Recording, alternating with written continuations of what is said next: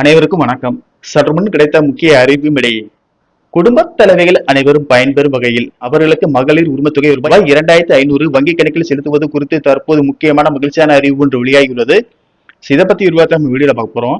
வீடியோவை கடைசி வரைக்கும் ஸ்கிப் பண்ணாம பாருங்க. வீடியோக்குள்ள போறதுக்கு முன்னாடி இந்த வீடியோ லைக் பண்ண வச்சுக்கோங்க. உங்களுக்கு மகளிர் உரிமைத்தொகை திட்டம் சம்பந்தமான தகவல்களை உடனுக்குடன் துல்லியமாக தெரிஞ்சுக்கணும்னா இந்த சேனலை சப்ஸ்கிரைப் பண்ணிக்கோங்க. வாங்க வீடியோக்குள்ள போகலாம். தமிழகத்தில் பெண்களுக்கு மாதந்தோறும் கலைஞர் மகளிர் உரிமைத்தொகை மூலம் ரூபாய் 1000 உதவித்தொகை வழங்கப்பட்டு வருகிறது.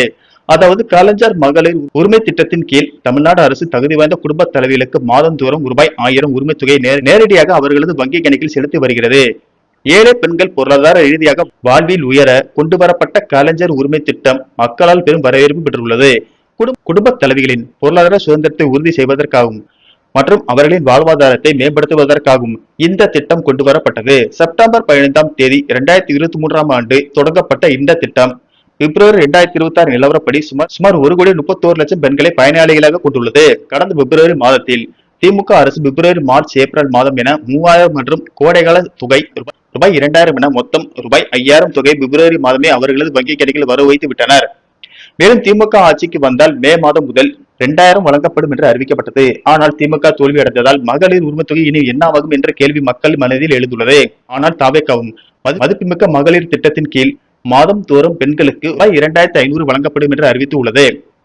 எனவே தற்போது வழங்கப்பட்டு வரும் கலைஞர் மகளிர் உரிமைத்தொகையின் பெயர் உடனடியாக மாற்றப்பட்டு மதிப்புமிக்க மகளிர் திட்டத்தின் கீழ் இந்த மாதமே ரூபாய் 2500 வழங்கப்படுமா என்ற எதிர்பார்ப்பு நிலவுகிறது.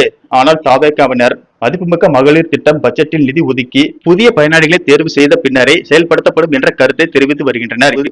இருந்தாலும் இதில் விஜய் தான் இறுதி முடிவு எடுப்பார். எனவே இந்த மாதம் ரூபாய் 1000 பெண்களின் வங்கி கணக்கில் வர வைக்கப்படுமா என்பது கேள்விக்குறியாக உள்ளது.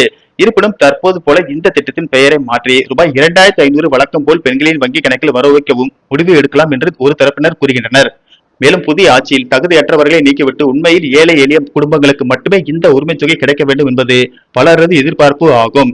தற்போது தாவேக தலைவர் விஜய் முதல்வரான பிறகு மகளிர் உரிமைத்தொகை திட்டத்தில் முதலாவதாக கையெழுத்திடுவார் என்று அக்கட்சி வட்டாரங்கள் தெரிவிக்கின்றனர். நன்றி, வணக்கம்.